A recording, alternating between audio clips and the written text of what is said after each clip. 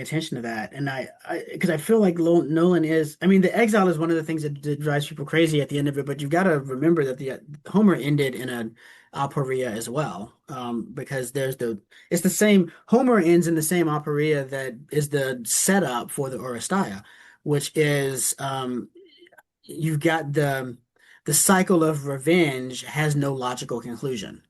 And so Odysseus kills all the suitors, and we're all in favor of that because they've been terrible and horrible and they deserve it. But then all the suitors' families want to come because Odysseus has murdered all of their sons, not because he's murdered them in his home. It doesn't really matter where he murdered them, he's just murdered them. And so it's really a straight up blood feud.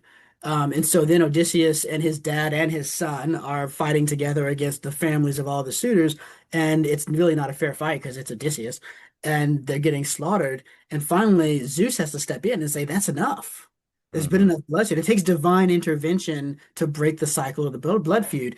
Just like, and actually, what happens? Athena goes down to express Zeus's will. She announces the judgment. The suitors' families stop fighting. Odysseus doesn't. And then Zeus thunders, and then out of fear, Odysseus stops fighting.